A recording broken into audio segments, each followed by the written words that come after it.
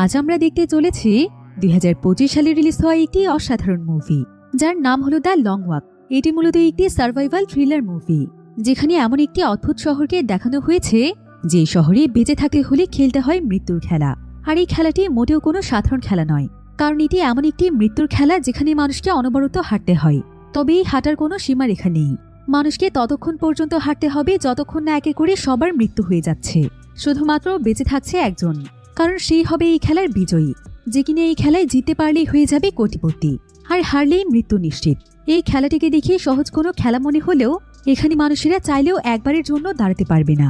এমনকি রাস্তাতে ঝড় তুফান রোদ বৃষ্টি পাশাপাশি যদি ভূমিকম্প চলে আসে তাও তারা থামতে পারবে না, কারণ থামলেই তাদেরকে সঙ্গে সঙ্গেই গুলি করে মেরে ফেলা হবে।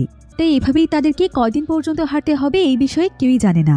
তবে শেষ পর্যন্ত তাদের সাথে কি ঘটেছিল আর তাদেরকে কেনই বা খেলতে হয়েছিল এমন ভয়ানক মৃত্যুর খেলা, সেটাই আমরা দেখব আজকের এই অসাধারণ মুভিটির গল্পে। এই মুভিটিতে শুধুমাত্র একটি মৃত্যুর খেলাই নয়, বরং আমাদের সমাজের খুবই নির্মম এবং বাস্তব চিত্রগুলোকে ফুটিয়ে তোলা হয়েছে। সেই সাথে ফুটিয়ে তোলা হয়েছে এক অসাধারণ বন্ধুত্বের গল্প। তাহলে চলুন ঘুরে আসা যাক অদ্ভুত এক ভয়ানক মৃত্যুর খেলার গল্প থেকে। তো গল্পটি শুরু হয় আমেরিকার একটি শহরে। এটা ছিল এমন একটি সময় যখন পুরো বিশ্বের যুদ্ধ সবেমাত্র শেষ হয়েছে, তাই প্রত্যেকটি দেশে এখন নিজেদের মতো সবকিছু গুছিয়ে নেওয়ার চেষ্টা করছে। আমরা এখানে আমেরিকার পরিস্থিতি দেখতে পাই, যেখানে বর্তমানে কোনো সরকার ছিল না, বরং এখন পুরো দেশ পরিচালনা করত মেজর, যার উপর কথা বলার মতো সাহস কারো ছিল না। তবে এখন যেহেতু সবেমাত্র যুদ্ধ শেষ হয়েছে, তাই দেশের এবং দেশের মানুষের পরিস্থিতি খুব একটা ভালো ছিল না। দেশের প্রায় প্রত্যেকটি মানুষ আর্থিক সংকটে ভুগছিল। তাদের কাছে পর্যাপ্ত পরিমাণ খাবার পানি অথবা অন্যান্য সুযোগ সুবিধা ছিল না। মানুষ অনেক কষ্টে জীবনযাপন করছিল। তাই এখন আস্তে আস্তে পুরো দেশের মধ্যে স্থিতিশীলতা আনার জন্য আমেরিকার মেজর সকলের উদ্দেশ্যে ঘোষণা দেয় যে এখন থেকে প্রতি বছর তাদের দেশে একটি করে গেম আয়োজন করা হবে। পুরো আমেরিকায় যে 25টি স্টেট রয়েছে, প্রতি বছর একটি করে স্টেট সেই গেমে অংশগ্রহণ করতে পারবে, আর বাকিরা পরবর্তী বছরের জন্য নিজেকে প্রস্তুত করবে। আর এই গেমের উইনারকে এত বেশি টাকা দেয়া হবে যে সে সারা জীবন তার পরিবারকে নিয়ে বসে বসে খেলেও সেই টাকা ফুরাবে না। এভাবে করে আস্তে আস্তে তাদের দেশের মানুষের উন্নতি হতে থাকবে এবং দেশটি একটি স্থিতিশীল পরিস্থিতিতে পৌঁছতে পারবে। আর এই গেমটির নাম হচ্ছে দ্য লং ওয়াক। গেমটির বিশেষ কিছু রুলসও রয়েছে। এই গেমের মধ্যে মূলত হাঁটার একটি কম্পিটিশন করা হবে, তবে এর কোনো সময় অথবা ফিনিশিং লাইন থাকবে না। প্রতিযোগীদেরকে অনবরত হেঁটেই চলতে হবে, আর হাঁটতে হাঁটতে তারা একবারের জন্য থামতে পারবে না। তবে যদি কেউ মাঝপথে থেমে যায় বা একটু বিশ্রাম নেওয়ার চেষ্টা করে, তাহলে সে সেখানেই হেরে যাবে। এভাবে করে শেষ পর্যন্ত হাঁটতে হাঁটতে যে টিকে থাকবে সেই হবে উইনার। তবে প্রতিযোগীদের জন্য একটি বিশেষ সুবিধা রয়েছে। তাদেরকে চলার পথে খাবার পানি দেয়া হবে, কিন্তু তারা চাইলেই আস্তে আস্তে হাঁটতে পারবে না। তাদেরকে নির্দিষ্ট একটি গতি বলে দেয়া হবে এবং সেই গতি অনুযায়ী তাদেরকে হাঁটতে হবে। গতিটি হবে প্রতি ঘন্টায় 3 কিলোমিটার রাস্তা। কিন্তু কম্পিটিশনের মধ্যে কেউ যদি ক্লান্ত হয়ে সে স্পিডের চাইতে স্লো হয়ে যায়, তাহলে তাকে একটি করে ওয়ার্নিং দেয়া হবে। আর প্রথম ওয়ার্নিং দেওয়ার 10 সেকেন্ডের মধ্যে যদি হাঁটার স্পিড বাড়ানো না হয়, তাহলে তাকে দ্বিতীয় ওয়ার্নিং দেওয়া হবে। এভাবে করে যখন তৃতীয় ওয়ার্নিং হয়ে যাবে, তখন তাকে সঙ্গে সঙ্গে তার মাথায় শুট করে মেরে ফেলা হবে। এটাই হচ্ছে গেমের রুলস। অর্থাৎ এই গেমে হাঁটা বন্ধ করলেই মৃত্যু নিশ্চিত। অর্থাৎ এই ভয়ানক গেমের মধ্যে তাদেরকে ততক্ষণ পর্যন্ত চলতে হবে যতক্ষণ পর্যন্ত তাদের জীবন আছে, কারণ এই গেমের পরিণতিই হচ্ছে মৃত্যু।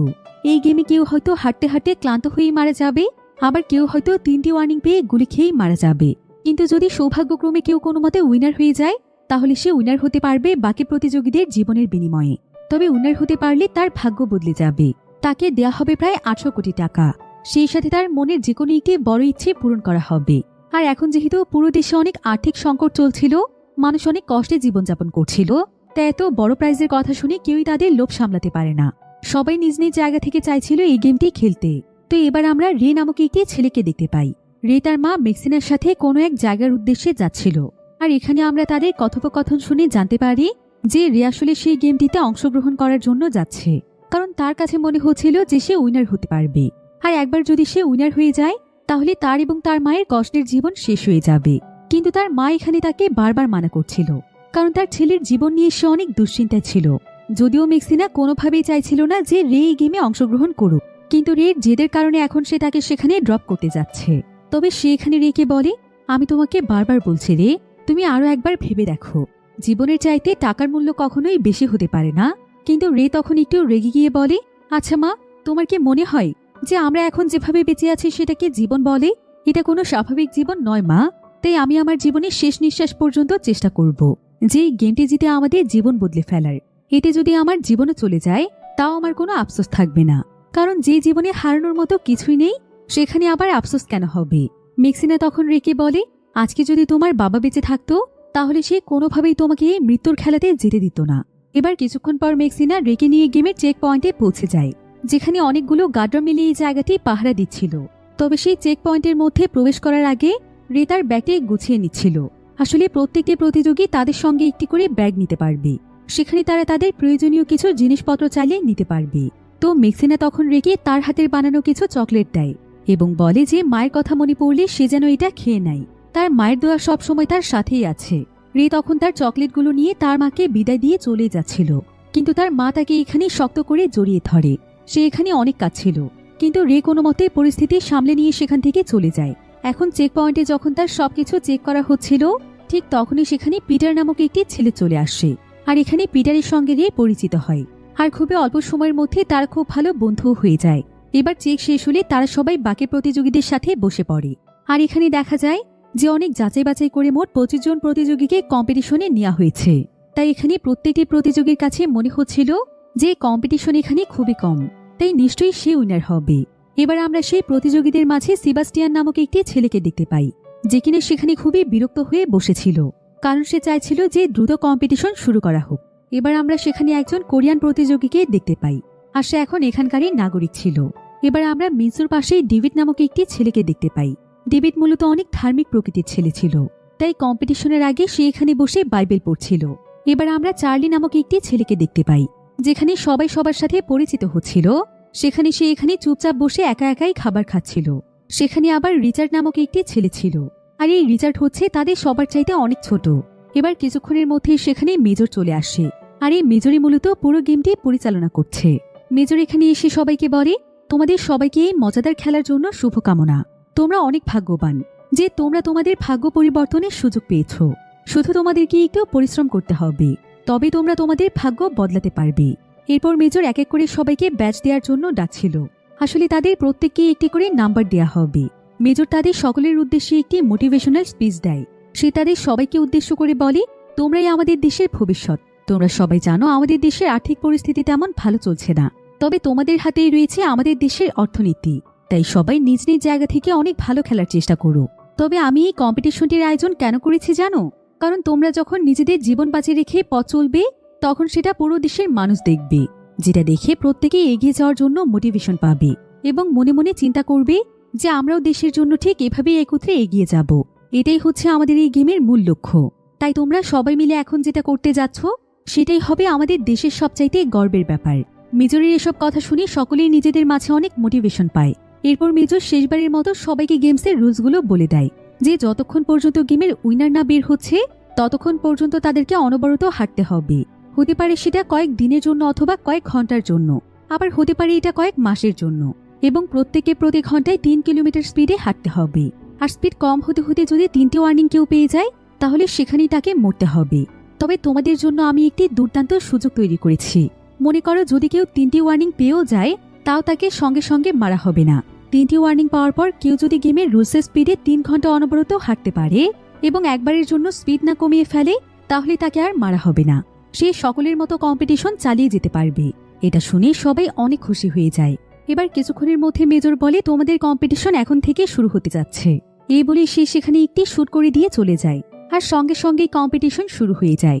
সমস্ত প্রতিযোগীরা খুব সুন্দরভাবে হাঁটতে শুরু করে। এখানে আবার প্রত্যেকটি প্রতিযোগীকে একটি করে ঘড়ি দেওয়া হয়েছিল, যেখানে তারা নিজেদের ইচ্ছে মতো চেক করতে পারবে যে তাদের হাঁটার গতি আসলে গেমের রুলস অনুযায়ী আছে কিনা। এরপর সবাই তাদের ঘড়ির টাইম এবং স্পিড দেখতে দেখতে প্রায় 1 মাইল রাস্তা পার করে ফেলে। এমন সময় দেখা যায় যে সেখানে চার্লি নামক যে ব্যক্তিটি ছিল হঠাৎ করেই তার শুয়ের ফিতা খুলে যায়। তাই সে তখন রাস্তার একটি জায়গাতে বসে তার শুয়ের ফিতাটি ঠিক করতে থাকে, যার ফলে তাকে প্রথম ওয়ার্নিং দিয়ে দেওয়া হয়। আর প্রথম ওয়ার্নিং দেওয়ার পর প্রত্যেকের হাতে 10 সেকেন্ড করে সময় থাকে। এই 10 সেকেন্ডের মধ্যে যদি সে আবারও চলতে না শুরু করে তাহলে সঙ্গে সঙ্গে সে সেকেন্ড ওয়ার্নিং পেয়ে যাবে।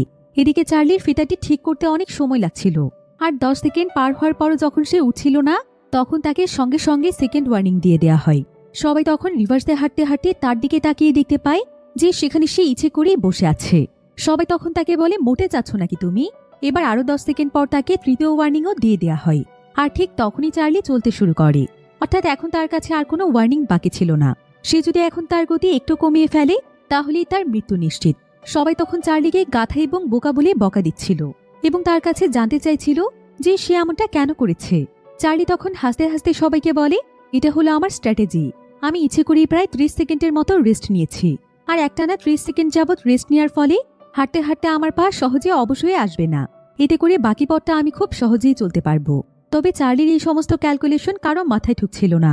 কিন্তু এমন সময় দেখা যায় কিছুক্ষণ চলার পর রিচার্ড ঠিক মতো হাঁটতে পারছিল না। সে সবাইকে বলছিল যে তার পা একদম অবশ হয়ে গিয়েছে। সে চাইলেও তার পা নড়াতে পারছে না, যার ফলে রিচার্ডের গতি কম হয় তাকে প্রথম ওয়ার্নিং দেওয়া হয়। আর রিচার্ডের এই অবস্থা দেখে রে তখন তাকে সাহায্য করতে আসে। রে এখানে রিচার্ডকে হাঁটার জন্য সাহায্য করতে করতে বলে, চিন্তা করো না, তোমার কিছু হবে না। কিন্তু রিচার্ড এখানে আপ্রাণ চেষ্টা করছিল যাতে করে কারো সাহায্য ছাড়াই সে সুন্দরভাবে হাঁটতে পারে। কিন্তু তার পায়ের অবস্থা এতটাই খারাপ হয়ে গিয়েছিল যে সে আর সেখানে চলতে না পেরে চুপচাপ বসে পড়ে। এতে করে তাকে দেয়া হয় দ্বিতীয় ওয়ার্নিং। রিচার্ড তখন দ্রুত আবারও উঠে দাঁড়ানোর চেষ্টা করছিল, কিন্তু এই 10 সেকেন্ড সময়ে তার পায়ের কিছুই হচ্ছিল না। তাই রিচার্ডকে তৃতীয় ওয়ার্নিংও দিয়ে দেয়া হয়। আর পরবর্তী 10 সেকেন্ডেও রিচার্ড উঠে দাঁড়াতে পারে না, যার ফলে সঙ্গে সঙ্গে সেখানে রিচার্ডের মাথায় গুলি করে তাকে মেরে ফেলা হয়। এটা দেখে সবাই অনেক ভয় পেয়ে যায়, যদিও তারা জানে যে এই খেলায় এভাবেই মরতে হবে। তারপরও চোখের সামনে এত নির্মম দৃশ্য দেখে তাদের সবার মনে অদ্ভুত এক ভয় ঢুকে যায়। পিটার এবং রে তো এখানে এতটাই ভয় পেয়ে গিয়েছিল যে ভয়ে তাদের হাঁটার গতি কমে আসে, যার ফলে তাদের দুজনকে প্রথম ওয়ার্নিং দেয়া হয়। পিটার তখন রেকে বলে সে যেন পেছনে ঘুরে না দেখে। এটা সত্যি যে রিচার্ডের জন্য তারও খারাপ লাগছে, কিন্তু এখানে তারা চাইলেও কিচ্ছু করতে পারবে না। তাদের নিজেদেরকে নিজেদের জীবন বাঁচাতে হবে। এরপর তারা সবাই আবারও আগের গতিতে হাঁটতে শুরু করে। তাদের সঙ্গে সঙ্গে আবার যে সমস্ত সোলজাররা যাচ্ছিল তারা আবার টাইম টু টাইম তাদেরকে পানি এবং নাস্তা দিচ্ছিল। এদিকে রিচার্ডের জন্য রের মন তখনও খারাপ ছিল। পিটার তখন রেকে হাসানোর জন্য বলে, আর বলো না ভাই, আমার এত বেশি ইউরিনে চাপ এসেছে যে আমি ঠিকমতো হাঁটতেও পারছি না। আর এরা তো আমাদেরকে থামারও কোনো সুযোগ দেবে না। এবার দেখো আমি কি করি। এরপর দেখা যায় পিটার তখন উল্টো হয়ে হাঁটতে শুরু করে, আর এভাবেই সে রাস্তার মধ্যেই তার কাজ চালিয়ে দেয়। এটা দেখে রিয়ার না হেসে থাকতে পারে না। তো এভাবেই পথ চলতে চলতে তারা প্রায় 17 মাইল রাস্তা পার করে ফেলে। এদিকে এই গেমের মধ্যে যারা যারা পার্টিসিপেন্ট করেছে শহরের প্রত্যেকটি মানুষ তাদের সবাইকে চেনে, কারণ অলরেডি যারা গেমে পার্টিসিপেন্ট করেছে তাদেরকে টিভিতে দেখানো হয়েছে। এদিকে এমন সময় হঠাৎ করে মিনসুর পা মচকে যায়, যার কারণে মিনসু এবার ঠিকমতো হাঁটতে পারছিল না। তবে রি এবং পিটার তখন তাকে বলে, একদম হাল ছেড়ে দিও না, যেভাবেই হোক হাঁটার চেষ্টা করো, না হলে তোমার পরিণতিও কিন্তু রিচার্ডের মতোই হবে। এখনো কিন্তু অনেক দূর যাওয়া বাকি আছে। এসব কথা শুনে মিনসু তার মনে সাহস পায়, আর সে আবারও চলতে শুরু করে। এবার এমন সময় দেখা যায় যে হাঁটতে হাঁটতে সেখানে একজন পার্টিসিপেন্ট অসুস্থ হয়ে পড়ে। সে মাথা ঘুরে রাস্তাতে পড়ে যায়। এটা দেখে ডেভি তখন তাকে সাহায্য করতে গেলে পিটার এবং রে তাকে থামিয়ে দেয়, কারণ তাকে সাহায্য করতে গেলে সে মরে যাবে। তাই তারা সবাই নিজেদের মতো চলতে শুরু করে। আর এদিকে দেখা যায় যে সে অসুস্থ পার্টিসিপেন্টকে পরপর 3টি ওয়ার্নিং দিয়ে দেয়া হয়। এরপরও যখন সে উঠে দাঁড়াতে পারে না তখন তাকেও সেখানে রিচার্ডের মতোই শুট করে মেরে ফেলা হয়। আর গুলির শব্দ শুনে সবাই অনেক ভয় পেয়ে যায়। এরপর তাদের হাঁটার গতি যেন আরো বেড়ে যায়। দেখতে দেখতে তারা একের পর এক ছোট ছোট অনেকগুলো শহর পার করে চলে আসে। আর এক পর্যায়ে তারা পৌঁছে যায় একটি বাঁধের কাছে। এভাবে করে এখন পর্যন্ত তারা প্রায় 25 মাইল রাস্তা পাড়ি দিয়ে ফেলেছে। এদিকে হাঁটতে হাঁটতে রে এবং তার বন্ধুরা একসাথে গল্প করছিল, তবে তারা তাদের আশেপাশে চার্লিকে দেখতে পাচ্ছিল না। রে তখন জানতে চায় যে চার্লির আবার কি হলো। পিটার তখন তাকে বলে, হতে পারে ও আরো পেছনে রয়েছে। এদিকে দেখা যায় মিনসুর পায়ের ব্যথা আস্তে আস্তে বাড়ছিল, তাই সে এখানে বাকিদের সাথে তাল মিলিয়ে চলতে পারছিল না। আস্তে আস্তে যেন তার হাঁটার গতি একদম কমে আসছিল, তাই মিনসু বারবার তাদের পেছনে পড়ে যাচ্ছিল। এমন সময় রে তার ঘড়িতে দেখতে পায় যে তারা প্রতি ঘন্টায় 3.5 কিলোমিটার গতিতে হাঁটছে, কিন্তু তাদের হাঁটার সর্বনিম্ন গতি হচ্ছে 3 কিলোমিটার। তাই রে এখানে তার বন্ধুদেরকে বলে যে মিনসুর যেহেতু এখানে হাঁটতে সমস্যা হচ্ছে, তাহলে তারা তাদের গতি একটু কমিয়ে 3.2 কিলোমিটার গতিতে হাঁটতে পারে। এতে করে মিনসুর তাদের সঙ্গে হাঁটতে সুবিধা হবে। সবাই তখন একসঙ্গে সেই গতিতেই হাঁটতে শুরু করে। অন্যদিকে আমরা চার্লিকে দেখতে পাই। চার্লি এখানে হাঁটতে হাঁটতে তার সঙ্গে থাকা একটি ছেলেকে বুলি করছিল। সে বারবার সেই ছেলেকে উদ্দেশ্য করে বলছিল, এভাবে কচ্ছপের মতো হাঁটতে থাকলে তো তোমার গতি কিছুক্ষণের মধ্যেই কমে যাবে। এত দুর্বল মানুষ হয়ে কেন যে তোমরা এসব গেমে খেলতে আসো, আমি এটাই বুঝতে পারি না। শেষ পর্যন্ত তোমাকেও মরতে হবে, কারণ এই গেমটি আমি জিততে চলেছি। চার্লি অনবরত এসব বলে ছেলেটিকে খেপাচ্ছিল। এতে করে সেই ছেলেটিরও অনেক রাগ হয়। এরপর সে তখন হাঁটতে হাঁটতে চার্লিকে মারার চেষ্টা করে। এতে করে তার গতি কমে যাওয়ার ফলে তাকে একটি ওয়ার্নিং দিয়ে দেওয়া হয়। চার্লি এতে অনেক খুশি হয়।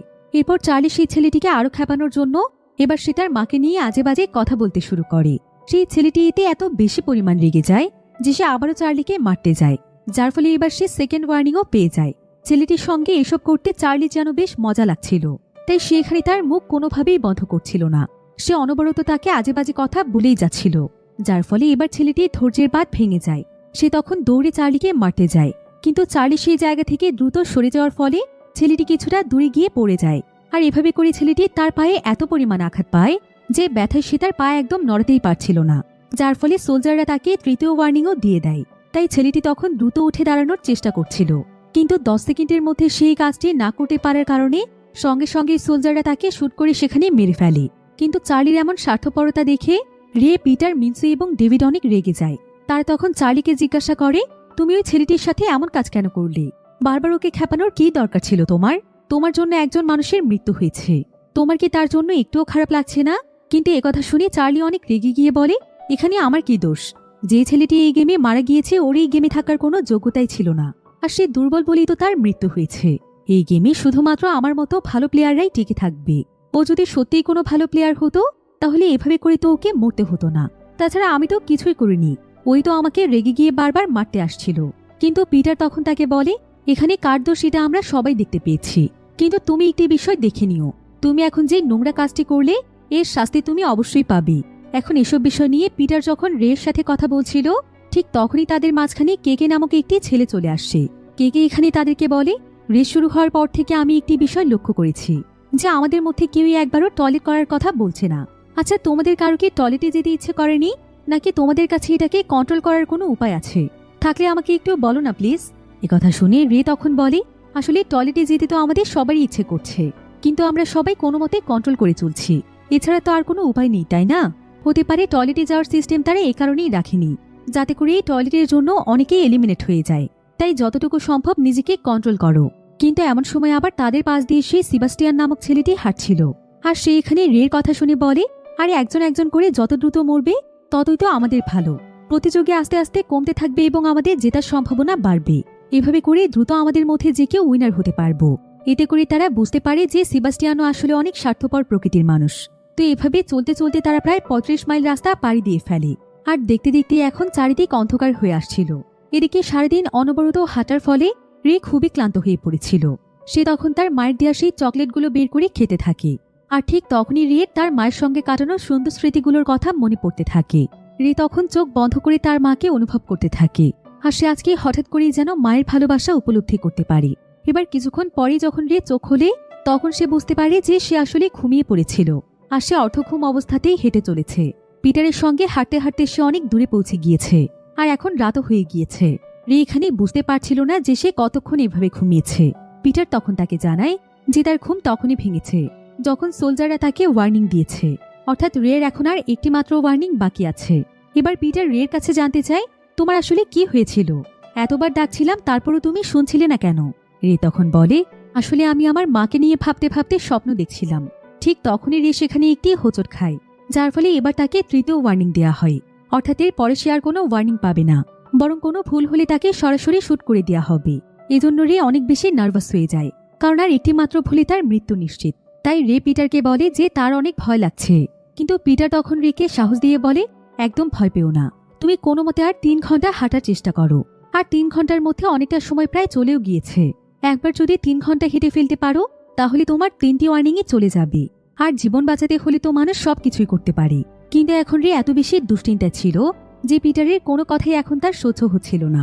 সে তখন এখানে পিটারকে বলে, তুমিও আসলে বাকিদের মতোই স্বার্থপর। আমি তো তোমাকে আমার বন্ধু ভেবেছিলাম, কিন্তু তুমি জেনে বুঝিয়ে আমাকে ঘুমোতে দিয়েছ যাতে করে আমি পরপর 3টি ওয়ার্নিং পেয়ে যাই আর খেলা থেকে বাদ পড়ে যাই। তাহলে তো প্রতিযোগী আস্তে আস্তে কমবে। তুমিও এখানে তোমার স্বার্থই দেখেছ। তোমাকে যতটুকু চেনার ছিল তা আমার চেনা হয়ে গিয়েছে, তাই তোমার সাথে আর না। এই বলেই রে পিটারকে রেখে সামনের দিকে চলে যায়। কিন্তু কিছু দূর এগোনোর পরেই তারা দেখতে পায় যে তাদের সামনে অনেক উঁচু একটি রাস্তা রয়েছে, অর্থাৎ এখন তাদেরকে একই গতিতে এই উঁচু রাস্তা দিয়েও চলতে হবে। কিন্তু প্রত্যেকটি প্রতিযোগী এখানে এত বেশি ক্লান্ত ছিল যে তাদের কারো মধ্যে এই গতিতে উঁচু রাস্তা দিয়ে চলা সম্ভব ছিল না। কিন্তু তারপরও গেমের রুলস অনুযায়ী তাদেরকে তো এটা করতেই হবে। কিন্তু এখানে এসে পার্টিসিপেন্টদের অনেক সমস্যা হচ্ছিল। কেউ এখানে ক্লান্ত হয়ে পড়ে যাচ্ছিল, কেউ আবার তাদের গতি ঠিক রাখতে পারছিল না। কেউ আবার তাদের পায়ের ব্যথায় সামনের দিকে চলতে পারছিল না। ফলে এভাবে করে দেখা যায় যে এখানে এসে অনেকগুলো পার্টিসিপেন্ট 3টি ওয়ার্নিং পেয়ে যায়। আর রুলস অনুযায়ী খেলতে না পারার কারণে এক এক করে তাদের সবাইকে শুট করা হচ্ছিল। এদিকে রে এখানে এত বেশি ভয় পেয়ে গিয়েছিল যে সে ঠিকমতো হাঁটতেও পারছিল না, কিন্তু তারপরও সে তার গতি ঠিক রাখার চেষ্টা করছিল। এদিকে রের এই অবস্থা দেখে চার্লি অনেক খুশি হয়ে যায়। চার্লি তখন রের কাছে এসে তাকে বলে, তুমি আর তোমার বন্ধুরা তো আমাকে খুব কথা শোনাচ্ছিলে, আমাকে তোমরা বলেছিলে আমি নাকি আমার পাপের শাস্তি পাবো। তো তুমি এখন কোন পাপের শাস্তি পাচ্ছ? আমার তো মনে হচ্ছে আমার পাপের শাস্তি দেখার আগে আমি তোমার পাপের শাস্তি দেখে ফেলবো। এসব বলে সে রেকে খেপাচ্ছিল। চার্লির সাথে এখানে সেবাস্টিয়ানও যোগ দেয়। সেও এখানে রেকে উল্টোপাল্টা কথা বলে তার মনোযোগ নষ্ট করার চেষ্টা করতে থাকে। কিন্তু এদিকে রের অবস্থা সত্যি সত্যি এত বেশি খারাপ ছিল যে সে আর কোনোভাবে এগোনোর শক্তি পাচ্ছিল না। এমন সময় রে সেখানে পড়েই যাচ্ছিল, কিন্তু ঠিক তখনই সেখানে পিটার এসে তাকে ধরে ফেলে। আর সে তাকে বলে, একদম ভয় পেও না, আমি তোমার পাশেই আছি। আমি জানি যে সেসব কথা তুমি আমাকে মন থেকে বলনি, বরং তোমার ভয়ের কারণে তোমার সাথে এমনটা ঘটছে। তুমি একদম ভয় পেও না, তুমি আমার সঙ্গে চলতে থাকো। তবে তুমি শুধুমাত্র এটা চেষ্টা করো যাতে তুমি কোনোভাবেই সেন্সলেস না হয়ে যাও। পিটার তখন রের দিকে একটি পানির বোতল এগিয়ে দিয়ে তার মাথায় পানি দিতে বলে। রেও তখন তেমনটাই করে। এতে তার অনেকটাই ভালো লাগছিল। সে আস্তে আস্তে স্বাভাবিক হচ্ছিল।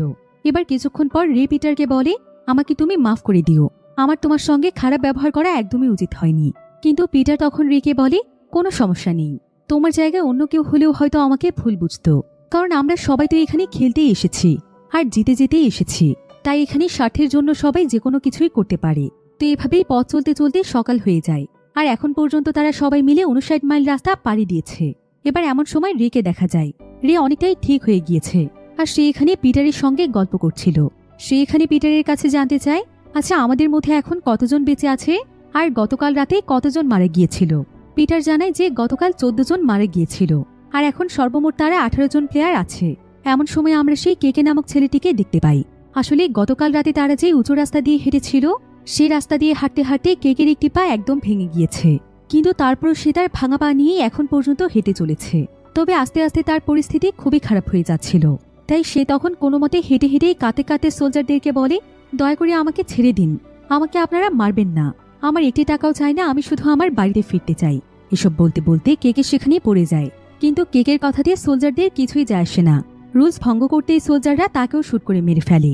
এদিকে এসব কিছু দেখে রে এখানের আগে চিৎকার করতে থাকে, কিন্তু তার চিৎকারে এখানে কারো কিছুই যায় আসে না। তো এভাবেই তারা আরো অনেকটা পথ হাঁটতে হাঁটতে একটি শহরে পৌঁছে যায়। আর সেখানে আবার তাদেরকে স্পিচ দেওয়ার জন্য মেজর আগে থেকেই অপেক্ষা করছিল। তো মেজর এখানে সবাইকে উদ্দেশ্য করে বলে, আমার আজকে তোমাদেরকে নিয়ে অনেক প্রাউড ফিল হচ্ছে, কারণ তোমরাই সেই যোগ্য নাগরিক যাদেরকে মূলত আমরা এই গেমের মাধ্যমে খুঁজছি। তা না হলে তোমরা এত দূর পর্যন্ত আসতে পারতে না। তাই নিজেদের উপর বিশ্বাস রেখে তোমরা আরো সুন্দরভাবে এগিয়ে যাও। আসলে মেজর এই সমস্ত কথা বলে তাদেরকে ম্যানিপুলেট করার চেষ্টা করছিল, কিন্তু তার মূল উদ্দেশ্যই ছিল তাদের সবাইকে মৃত্যুর দিকে ঠেলে দেয়া। এদিকে দেখা যায় পার্টিসিপেন্টদের মধ্যে একজন ছেলে এত বেশি ক্লান্ত ছিল যে তার পক্ষে আর হাঁটা সম্ভব হচ্ছিল না। এমনকি সে প্রচন্ড আতঙ্কিত অবস্থায় ছিল।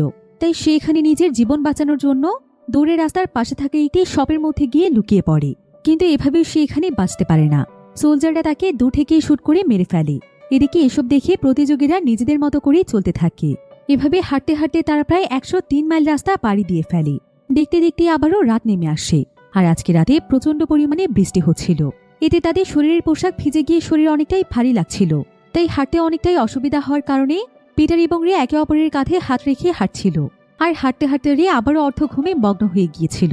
এটা সে ইচ্ছে করেই করেছিল, কারণ পিটারকে সে এখন বিশ্বাস করে। এখন এভাবেই হাঁটতে হাঁটতে আবারও রাত পেরিয়ে সকাল হয়ে যায়। দেখা যায় তারা সবাই মিলে এখন প্রায় 144 মাইল রাস্তা পাড়ি দিয়ে ফেলেছে। এমন সময় ডেভিডের এত বেশি টয়লেটে যেতে ইচ্ছে করছিল যে সে রাস্তার মধ্যেই তার কাজ সেরে ফেলে, কিন্তু এর জন্য সে রাস্তাতে বসে পড়েছিল, যার ফলে সোলজাররা একে করে তাকে 2টো ওয়ার্নিং দিয়ে দেয়। কিন্তু যখনই 3টি ওয়ার্নিং দিতে যাবে তখনই ডেভিড স্বাভাবিক হয়ে আবারও চলতে শুরু করে। এদিকে পিটার এখানে রেকে বলে, আচ্ছা রে, তুমি তো সবসময় তোমার মায়ের কথা বলো, তোমার বাবার ব্যাপারেও কিছু বলো। রে তখন তার বাবার ব্যাপারে বলতে শুরু করে। সে বলে, রের বাবা আসলে মিলিটারিদের শাসনের বিরুদ্ধে ছিল। তাই একদিন রাতের বেলা মেজরের লোকেরা এসে জোর করে তার বাবাকে টেনে হিঁচড়ে বাড়ি থেকে নিয়ে যায়। আর মেজর তখন রে এবং তার মায়ের চোখের সামনেই তার বাবাকে শুট করে মেরে ফেলে। রে তখন এখানে পিটারকে বলে, আমি মূলত এই রেসে টাকার জন্য নয়, বরং এখানে অংশগ্রহণ করেছি মেজরকে মারার জন্য, আমার বাবার হত্যার প্রতিশোধ নেওয়ার জন্য। তাই মূলত আমার মায়ের হাজারো বাধা দেওয়ার পরও আমি এই রেসে চলে এসেছি। কিন্তু একথা শুনে পিটার তখন তাকে বলে, তুমি কি পাগল হয়ে গিয়েছো? তুমি একটা সাধারণ নাগরিক, আর মেজরের কত পাওয়ার আছে জানো? তুমি তাকে কিভাবে মারতে পারবে? রে তখন পিটারকে বলে, আমার কাছে একটি দুর্দান্ত প্ল্যান আছে।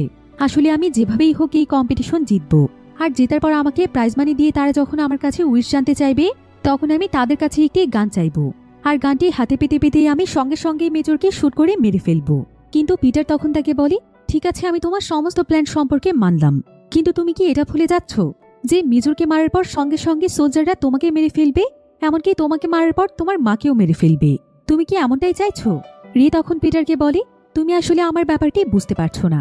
এখানে শুধুমাত্র আমার মা এবং আমার মায়ের জীবনের ব্যাপার নয়, বরং আমি যেটা করতে যাচ্ছি সেটা হচ্ছে আমাদের আমেরিকার সমস্ত নাগরিকদের পক্ষ থেকে। কারণ আমার কাছে মনে হয় না যে এই মেজরকে কেউ পছন্দ করে, কারণ সে মানুষের উপর অনেক জুলুম, অত্যাচার এবং নির্যাতন চালায়। আমি মৃত্যুর আগে হলেও সবাইকে এই নির্যাতন থেকে মুক্তি দিয়ে যেতে চাই, ঠিক যেমনটা আমার বাবা চাইতো। রিয়ের এসব কথা শুনে পিটার বুঝতে পারে যে রিয়া আসলে অনেক ভালো মনের একজন মানুষ। এবার দেখা যায় যে হাঁটতে হাঁটতে তারা প্রায় 170 মাইল রাস্তা পাড়ি দিয়ে ফেলেছে। এখন এতটা রাস্তা পাড়ি দেওয়ার পর একজন ছেলে এখানে কোনোভাবেই হাঁটতে পারছিল না। সে তখন সোলজারদের কাছে সাহায্য চাইতে যায়, আর সেখানে সে থেমে যায়, যার ফলে সে 3টি ওয়ার্নিংও পেয়ে যায়। আর কিছুক্ষণের মধ্যে রুলস ভঙ্গের ফলে সোলজাররা তাকে শুট করে সেখানে পিষে দিয়ে চলে যায়। এমন সময় দেখা যায় যে আরও একটি ছেলে সকলকে ছাড়িয়ে দৌড়তে থাকে। আসলে সেও এই রেস থেকে পালানোর চেষ্টা করছিল, তাই সোলজাররা তাকেও গুলি করে মেরে ফেলে। এবার তাদের হাঁটতে হাঁটতে আরও একটি রাত নেমে আসে, আর এখন তারা প্রায় 207 মাইল রাস্তা পাড়ি দিয়ে ফেলেছে। এদিকে দেখা যায় মিনসু যেন একদম অজ্ঞান হয়ে গিয়েছিল, কিন্তু তার নিজের অজান্তেই যেন তার পা চলছিল। রে এবং পিটার মিনসুর সাথে কথা বলার চেষ্টা করছিল, কিন্তু মিনসু এখানে তাদের কোনো কথার কোনো উত্তর দিচ্ছিল না। তবে রে এখানে তার মনে সাহস দেওয়ার চেষ্টা করছিল এবং তাকে নিজের উপর ভরসা রাখতে বলছিল। তবে কিছুক্ষণ পর দেখা যায় মিনসু নিজে নিজেই সোলজারদের ট্যাঙ্কের কাছে চলে যায়, আর এখানে আসার পর পরপর 3টি ওয়ার্নিং পেলে তাকেও এখানে শুট করে দেওয়া হয়। সে এখানে ডেভিড ডেভিড বলে চিৎকার করতে থাকে, আর সে ডেভিডের কাছে সাহায্য চায়। আর ডেভিড যেহেতু অনেক ধার্মিক প্রকৃতির একজন মানুষ ছিল, তাই সে সাহায্যের জন্য মিনসুর কাছে দূরে চলে আসে। মিনসু তখন তাকে চেপে ধরে, আর সে বারবার তাকে বাঁচাতে বলে। ডেভিডের এতে ইমোশনাল হয়ে তাকে বারবার বলতে থাকে যে আমি তোমাকে বাঁচাবই। কিন্তু এমন সময় সেখানে রে চলে আসে। রে ডেভিডকে কোনো মতে টেনে সেখান থেকে নিয়ে যায়, আর সে তাকে বলতে থাকে, তুমি কি পাগল হয়ে গিয়েছো? ওকে অলরেডি গুলি করে দেওয়া হয়েছে, ও বাঁচবে না। এখন তুমি কি নিজের জীবনটাও হারাতে চাইছো? এদিকে মিনসু এখানে মরতে মরতে চিৎকার করে বলে, তোমাকে অনেক ধন্যবাদ ডেভিড, মৃত্যুর আগে তুমি আমার জন্য চোখের পানি ফেলেছ। এটা আমি কখনোই ভুলবো না। আমি তোমাদের সবাইকে মিস করব। এসব বলতে বলতে মিনসু সেখানে মারা যায়। মিনসুর এসব কথা শুনে ডেভিড কান্নায় ভেঙে পড়ে, কিন্তু রে তাকে সান্ত্বনা দেয়। এরপর দেখা যায় যে এখন এই গেমে মাত্র 6 জন মানুষ বেঁচে আছে, আর এই 6 জন মোট 4 দিন যাবৎ হেঁটেই চলেছে। তো এবার দেখতে দেখতে রাত পেরিয়ে আবারও একটি নতুন সকালে শুরু হয়, কিন্তু তাদের হাঁটা এখনো চলছিল। এমন সময় একজন পার্টিসিপেন্ট জানায় যে মিনসু তাকে বলেছিল যে তার ওয়াইফ আছে। সে মূলত তার ওয়াইফের জন্য এই গেমটি খেলতে এসেছিল, কারণ তার ওয়াইফের একটি সার্জারির প্রয়োজন। এসব শুনে সবাই অনেক কষ্ট পায়। রে তখন সকলকে উদ্দেশ্য করে বলে, আমাদের মধ্যে কেউ না কেউ প্রাইজ মানি তো জিতবই, কিন্তু আমাদের মধ্যে যে জিতে না কেন, সেখান থেকে কিছু অংশ আমরা মিনসুর ওয়াইফের সার্জারির জন্য দেব। একথা বলে রে এক এক করে সবার কাছে জিজ্ঞাসা করতে থাকে যে তার সঙ্গে সবাই একমত কিনা। সবাই তখন তার কথায় রাজি হয়ে যায়। এমনকি এখানে সেবাস্টিয়ান নামক যে স্বার্থপর ছেলেটি ছিল, সেও এখানে নিজে থেকে রেকে বলে যে যদি সে প্রাইজ মানি সত্যিই জিতে যায়, তাহলে সে মিনসুর ওয়াইফকে সার্জারি টাকা দেবে। তবে রে এখানে সকলের কাছে জানতে চাইলেও সে চার্লির কাছে জানতে চায় না, কারণ চার্লি এত বেশি খারাপ ছিল যে সে ইচ্ছে করিয়ে একটি ছেলেকে মৃত্যুর দিকে ঠেলে দিয়েছিল। এজন্য রে তার সঙ্গে কোনো কথাই বলছিল না। চার্লি এতে বুঝতে পারে যে রে হয়তো সেই বিষয়টি নিয়ে এখনো তার উপর রেগে আছে। চার্লি তখন নিজে থেকেই রের সঙ্গে কথা বলতে আসে। সে এখানে রেগে জিজ্ঞাসা করে, তোমরা সবাই এখানে এক হয়ে গিয়েছ, তাহলে আমাকে কেন তোমরা দূরে ঠেলে দিচ্ছ? আমি কি মানুষ নই? শুধু কি এটার জন্য যে আমি একটি ছেলেকে খেপিয়েছিলাম আর সেটার জন্য ওর জীবন দিতে হয়েছে? তবে আমি তোমাদেরকে সত্য একটি কথা বলতে চাই, আমি আসলে ওর সাথে মজা করছিলাম, কিন্তু ছেলেটি এতটাই বোকা যে ও বিনা কারণে আমার উপর খেপে গিয়ে আমাকে মারতে চলে আসে। কিন্তু সত্যি বলতে আমি এটা কোনোদিনও চাইনি যে আমার জন্য ওর মৃত্যু হোক। ওই ঘটনার পর থেকে আমি নিজেও মনের ভেতর শান্তি পাচ্ছি না। আমি তোমাদের সবার কাছে 1000বার মাপ চাইতে রাজি আছি, কিন্তু দয়া করে আমাকে তোমরা ক্ষমা করে দাও। আমাকেও অন্তত জিজ্ঞাসা করো যে আমি মিনসুর ওয়াইফকে টাকা দেব কিনা। এসব বলতে বলতে চার্লি অনেক ইমোশনাল হয়ে যায়। রিতে বুঝতে পারে যে চার্লি তার ভুল বুঝতে পেরেছে, তাই সে চার্লিকে সান্ত্বনা দেয় এবং বলে যে আমাকে এই ব্যাপারে পিটারের সঙ্গে একটু কথা বলতে দাও, যে পিটার তোমাকে বন্ধু বানাতে চায় কিনা। কিন্তু একথা শুনে চার্লি অনেক রেগে যায়, কারণ তার কাছে মনে হচ্ছিল যে তারা তাকে ইচ্ছে করেই বারবার দূরে ঠেলে দিচ্ছে। তারা তাকে হত্যাকারী মনে করছে। এসব ভাবতে ভাবতে চার্লি মনে মনে অনেক কষ্ট পায়। এরপর দেখা যায় সবাই হাঁটলেও একটি জায়গাতে চার্লি থেমে যায়, আর সে তার ব্যাগ থেকে একটি কাঁটা চামচ বের করে সে নিজেই নিজেকে শেষ করে দেয়। অর্থাৎ সত্যি সত্যি সেই ছেলেটির জন্য তার ভেতরে অনুতপ্ত বোধ হচ্ছিল। আর রে যখন এই দৃশ্য দেখতে পায় তখন তার কাছেও বিষয়টি অনেক খারাপ লাগে। এদিকে রে এবং তার বন্ধুরা অনবরত হাঁটতেই থাকে, ফলে দেখতে দেখতে একদম সন্ধে নেমে আসে। আর এখন পর্যন্ত তারা সবাই মিলে প্রায় 278 মাইল রাস্তা পাড়ি দিয়ে ফেলেছে। এবার প্রতিদিনের মতো হাঁটতে হাঁটতে আজকেও তারা সারা রাত পার করে ফেলে। তবে সকালবেলা দেখা যায় যে রের পায়ের চামড়া উঠে গিয়েছে, যার ফলে হাঁটার কারণে তার পা প্রচণ্ড জ্বলছিল। এটা দেখে পিটার তখন তাকে বলে যে সে যেন তার শুগুলো খুলে ফেলে, কারণ শু পরে থাকলে হাঁটতে হাঁটতে তার পায়ে ইনফেকশন হতে পারে। রে তখন তার কথা মতো তার শুগুলো সেখানে খুলে ফেলে দেয়। এরপর হাঁটতে হাঁটতে দেখা যায় যে রে তার নিজের শহরে পৌঁছে গিয়েছে, যেখানে তার বাড়ির সামনে তার মা তাকে দেখার জন্য অপেক্ষা করছিল। আর রে এখানে যখনই তার মাকে দেখতে পায় তখন সে যেন এখানে গেমের সমস্ত কথাই ভুলে যায়। এমনকি তার বাবার হত্যার প্রতিশোধের কথাও তার মাথায় থাকে না। সে বারবার দৌড়ে ছুটে যায় তার মাকে একবার জড়িয়ে ধরার জন্য, কিন্তু পিটার এখানে বারবার তাকে থামানোর চেষ্টা করে, কারণ কম্পিটিশন ছেড়ে যদি সে অন্য কোনো দিকে যেতে থাকে তাহলে সোলজাররা তাকে শুট করে মেরে ফেলবে। তারপরও রে কারো কোনো কথাই শুনছিল না। এবার রে যখনই তার মায়ের কাছে পৌঁছতেই যাবে ঠিক তখনই একজন সোলজার এসে তার দিকে বন্দুক তাক করে। আর এদিকে রে তার মাকে চিৎকার করে বলতে থাকে, তুমি আমাকে ক্ষমা করে দিও মা, তুমি বারবার আমাকে মানা করার পরও আমি তোমার কোনো কথাই শুনিনি, কিন্তু এখন আমি খুব ভালোভাবেই বুঝতে পারছি যে তোমার কথা আমার শোনা উচিত ছিল। আমি তোমাকে অনেক কষ্ট দিয়ে ফেলেছি, যদি আমি ফিরে না আসতে পারি তাহলে তুমি আমাকে মাফ করে দিও। এমন সময় একজন সোলজার তৃতীয় ওয়ার্নিং দিয়ে তাকে শুট করতেই যাচ্ছিল, তবে ঠিক তখনই পিটার কোনো মতে তাকে সেখান থেকে টেনে নিয়ে আসে। এদিকে রের মা এখানে রের জন্য প্রচণ্ড কাঁদতে থাকে। এদিকে পিটার রেকে সান্ত্বনা দেওয়ার চেষ্টা করে। সে এখানে রেকে জানায় যে অনেক বছর আগে যখন যুদ্ধ চলছিল সেই যুদ্ধে তার মা এবং বাবাকে সোলজাররা মেরে ফেলেছিল। তখন পিটারের বয়স ছিল অনেক কম। পিটারকে তখন বাধ্য হয়ে তার আঙ্কেলের কাছে থাকতে হয়েছিল। প্রায় 10টি বছর সে তার সেই আঙ্কেলের সঙ্গেই থেকেছে, কিন্তু তার আঙ্কেল কোনো ভালো মানুষ ছিল না। সে তার উপর প্রতিনিয়ত অনেক অত্যাচার এবং নির্যাতন করেছে। তাই একদিন পিটার কোনো মতে তার আঙ্কেলের বাড়ি থেকে পালিয়ে চলে আসে। তখন থেকেই পিটার রাস্তায় বড় হতে থাকে। সে যখন যেখানে জায়গা পেত সেখানেই ঘুমিয়ে পড়ত, আর চুরি ছিনতাই মারামারি করে যতটুকু খাবার পেত সেগুলো দিয়ে সে তার জীবন পরিচালনা করত। এভাবেই একদিন অনেক শক্তিশালী একজন মানুষ পিটারকে মেরেছিল। সে তার মুখের মধ্যে অনবরত চাকু দিয়ে বারবার আঘাত করছিল।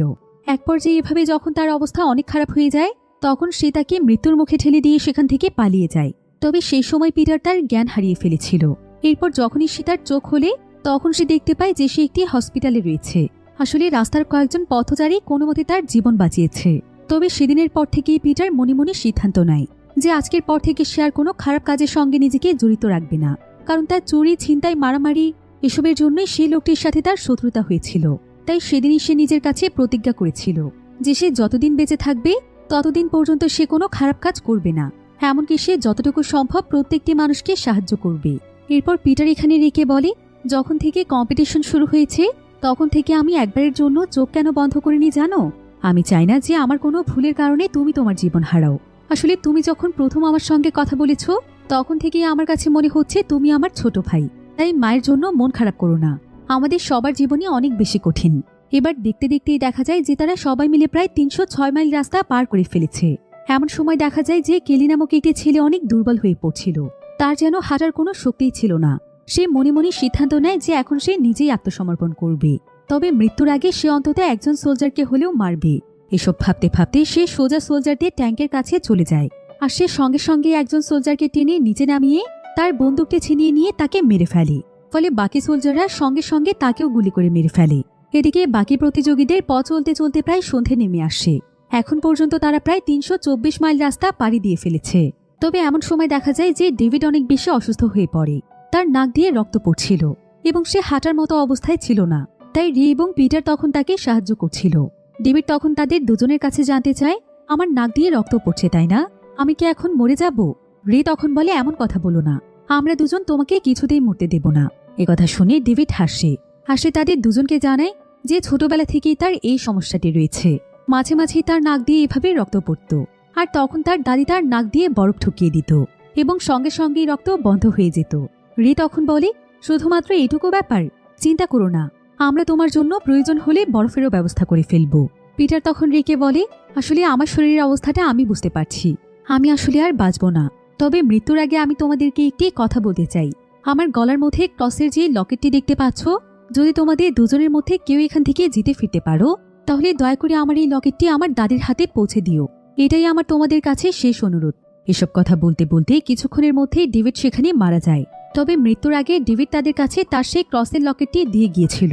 এদিকে ডেভিডের জন্য রে এবং পিটার অনেক কষ্ট পায়, কিন্তু শত কষ্ট বুকে চাপা দিয়ে তারা হাঁটতে থাকে।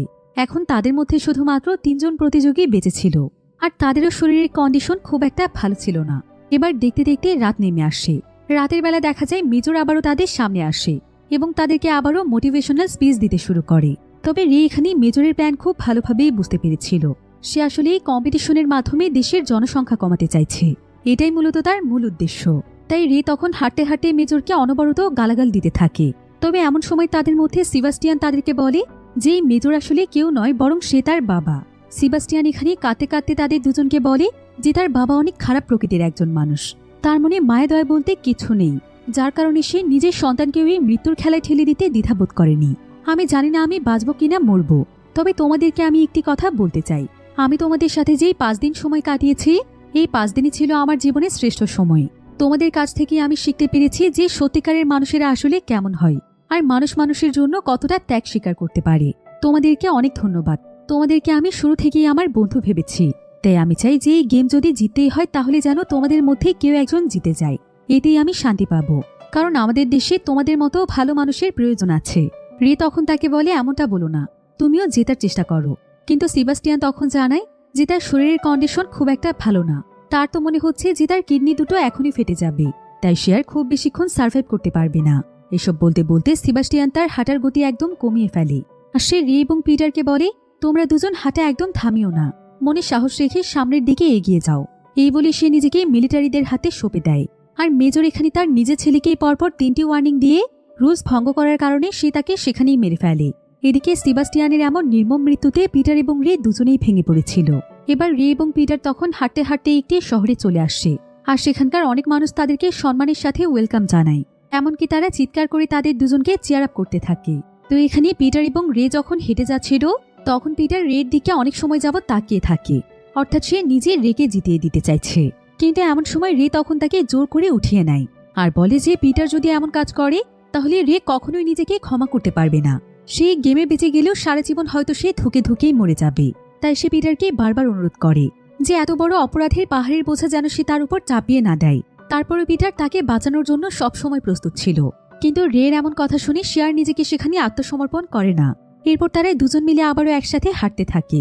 কিন্তু কিছু দূর যাওয়ার পর দেখা যায় যে রের শরীরের অবস্থা অনেক খারাপ হয়ে যায়। সে একটি জায়গাতে এসে থেমে যায়, আর পিটার কিছুটা এগিয়ে যায়। এদিকে পিটার যতক্ষণে এটা বুঝতে পারে ততক্ষণে দেখা যায় যে সোলজাররা রেকে 3টি ওয়ার্নিং দিয়ে দিয়েছে। পিটার তখন দৌড়ে রেকে ওঠাতে চলে যায়, কিন্তু রে এখানে পিটারকে বলে যে সে আর চাইলেও কোনোভাবেই চলতে পারবে না, তার পায়ের অবস্থা খুবই খারাপ। তাই রে এখানে পিটারকে বলে যে এই গেমের আসল হিরো হচ্ছে পিটার। পিটারের এমন ত্যাগ আর মহৎ গুণের জন্য সৃষ্টিকর্তা হয়তো চাইছে যে সে এই গেমটি জিতুক, আর সে এই গেমটি জেতার যোগ্য। তবে রে এখানে পিটারকে অনুরোধ করে যে পিটার যেন রের মাকে একটু দেখে রাখে। কিন্তু পিটার এখানে তাকে জড়িয়ে ধরে প্রচণ্ড কাঁদতে থাকে। এমন সময় আরো 10 সেকেন্ড পার হয়ে যাওয়ার পর সোলজারে এখানে পিটারকে জোর করে টেনে নিয়ে যায়, আর তারা সঙ্গে সঙ্গে সেখানে রেকে শুট করে মেরে ফেলে। এদিকে পিটার সেখানে বসে চিৎকার করে করে কাঁদছিল। এমন সময় সেখানে মেজর এসে পিটারকে কংগ্রেচুলেশন জানায় এবং সে তাকে বলে তুমি তোমার ভাগ্য পরিবর্তন করতে পেরেছ। তুমি এখন আমেরিকার সবচাইতে ধনী ব্যক্তিদের মধ্যে একজন হতে পারবে। সেই সাথে তোমার জীবনের সবচাইতে বড় একটি ইচ্ছে পূরণ করা হবে। তাই আমাকে বলো যে তুমি এখন কি চাও। পিটার তখন কাঁদতে কাঁদতে বলে আমি শুধুমাত্র একটি গান চাই। এই সোলজারদের কাছে যে গানগুলো আছে সেগুলোর মধ্য থেকে একটি গান, শুধুমাত্র এইটুকু ইচ্ছে। তোমার ইচ্ছে পূরণ করা হবে, কিন্তু তুমি এই গানটি কেন চাইছো? পিটার তখন তাকে বলে আমি এই গেমের উইনার হয়েছি, আর এখানকারই একটি গান আমি আমার সঙ্গে স্মৃতি হিসেবে নিয়ে যেতে চাই। ভবিষ্যতে আমি আমার বাচ্চাদেরকে গানটি দেখাবো। মেজর তখন তার কথায় রাজি হয়ে যায়, আর তাকে সঙ্গে সঙ্গে একজন সোলজারের কাছ থেকে একটি গান এনে দেয়। পিটার তখন মুহূর্তের মধ্যে গানটি মেজরের দিকে তাক করে। মেজর তখন তাকে বলে ও আচ্ছা, তুমি আমাকে মারতে চাইছো, কিন্তু এতে করে কোনো লাভ হবে না। এতটা কষ্ট করে তুমি উইনার হয়েছ, তোমার সবকিছুই বৃথা হয়ে যাবে। আর আমাকে যদি তুমি মেরেও ফেলো, আমার সোলজাররা তোমাকেও মেরে ফেলবে। কিন্তু পিটার তখন তাকে বলে এই গেমে অংশগ্রহণ করার আগে আমাদেরকে একটি কাগজে সাইন করতে হয়েছে, যেখানে আপনারও স্বাক্ষর রয়েছে। আর আপনি নিজেই বলেছেন যে উইনার জেতার পর যা করতে চাইবে সঙ্গে সঙ্গে তার সেই ইচ্ছে পূরণ করে দেওয়া হবে। এখন আমি চাই আপনাকে মেরে ফেলতে। এই বলে পিটার সঙ্গে সঙ্গে মেজরকে শুট করে দেয়। পিটার ভেবেছিল যে তাকেও এখন শুট করা হবে, কিন্তু কিছুক্ষণ পরে সে পেছনে ঘুরে দেখতে পায় যে সেখানে কোনো সোলজাররাই ছিল না। এমনকি শহরের মানুষগুলোও এখান থেকে চলে গিয়েছে। অর্থাৎ সোলজাররা শহরের সেই সমস্ত মানুষদেরকে নিয়ে এখান থেকে চলে গিয়েছে, কারণ তাদের এগ্রিমেন্টে যেহেতু রয়েছে যে উইনারদের একটি ইচ্ছে পূরণ করা হবে, তাই পিটার তার নিজের ইচ্ছে পূরণ করেছে। এখানে এখন তারা চাইলেও কিছু বলতে পারবে না, তাই তারা চুপচাপ এখান থেকে চলে গিয়েছে। পিটার তখন পেছনে তাকিয়ে সেই রাস্তাটি দেখতে থাকে, যে রাস্তা সে এতগুলো মানুষের সঙ্গে পাড়ি দিয়ে এসেছে। যদিও পিটারকে এখন গেমে জেতার সমস্ত টাকাই দেওয়া হবে, কিন্তু যে টাকার জন্য এতগুলো মানুষের জীবন বিসর্জন দিতে হয়েছে, সেই টাকা পিটার হয়তো আর এখন নেবে না। এত মানুষের জীবনের ভার সে বহন করতে পারবে না। এসব ভাবতে ভাবতে পিটার সেই অন্ধকার রাস্তার দিকে অনবরত চলতে থাকে। আর এমনই একটি থ্রিলিং এন্ডিং এর মাধ্যমে গল্পটি এখানেই শেষ হয়ে যায়। আসলে এই গল্পটিতে আমাদের সমাজের বাস্তব চিত্র ফুটে উঠেছে, কারণ আমাদের সমাজেও ক্ষমতাবান মানুষেরা সবসময় দুর্বলদের প্রতি এভাবেই অন্যায়, অত্যাচার এবং জুলুম করে থাকে। মানুষের দারিদ্রতাকে পুঁজি করে তারা নিজেদের স্বার্থ হাসিল করে, আর দরিদ্র মানুষেরাও বাধ্য হয়ে তাদের হাতের পুতুল হয়ে যায়। ফলে ক্ষমতাবানদের হাতেই ধ্বংস হতে থাকে তাদের জীবন। কিন্তু পিটার হচ্ছে আমাদের সমাজের শক্তির এক উদাহরণ, যে কিনা জীবনের সবকিছু দিয়ে হলেও অন্যায়কারীদের বিরুদ্ধে লড়তে চায়। কিন্তু তাতেও কি আমাদের সমাজের কোনো পরিবর্তন আসে? কখনোই আসে না। একজন অন্যায়কারী চলে গেলে জন্ম হয় আরেকজন অন্যায়কারীর, এমনকি প্রতিবাদকারীদেরও জন্ম হতে থাকে। ফলে একই বিষয় আমাদের সমাজে বারবার হতে থাকে। যদি আমরা প্রত্যেকেই আমাদের নিজ নিজ অবস্থান থেকে পরিবর্তন না হই, তাহলে আমাদের সমাজের এই ভেদাভেদ কোনোদিনও শেষ হবে না।